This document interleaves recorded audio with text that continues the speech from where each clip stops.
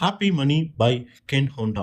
Japanese method use பண்ணி நீங்கள் இப்படி பீஸ்ஃபுல்லாக மணி மேக் பண்ணலாம் அப்படின்னு இந்த புக்கில் எழுதியிருக்காங்க.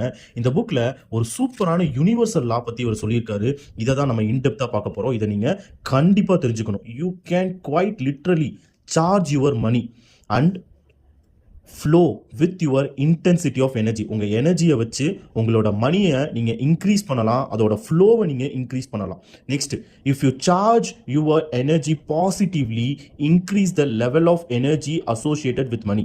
உங்கள் எனர்ஜியை நீங்கள் பாசிட்டிவாக சார்ஜ் பண்ணீங்கன்னா உங்களோட லெவல் ஆஃப் எனர்ஜி, மணியோடு நீங்கள் பண்ணக்கூடிய எனர்ஜி ஆட்டோமேட்டிக்காக அது இன்க்ரீஸ் ஆகும் அப்படின்னு மென்ஷன் பண்ணியிருக்காரு.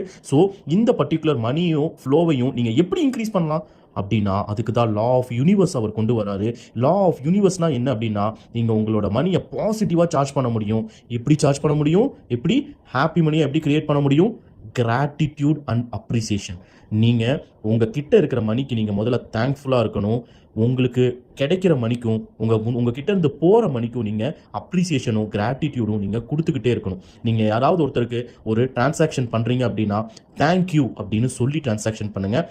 ஜாப்பனீஸ் வேர்ட் வந்து அரிகாட்டோ. இந்த மாதிரி நீங்கள் உங்களுக்கு வர மணிக்கும் உங்கள் கிட்ட இருந்து போகிற மணிக்கும் என்னைக்கு நீங்கள் ஈக்குவலான கிராட்டிடியூடும் அப்ரிசியேஷனும் காமிக்கிறீங்களோ அப்போது உங்களோட மணி ஃப்ளோ ஆட்டோமேட்டிக்காக இன்க்ரீஸ் ஆகும் பை யூஸிங் திஸ் எனர்ஜி அப்படின்னு மென்ஷன் பண்ணியிருக்காரு.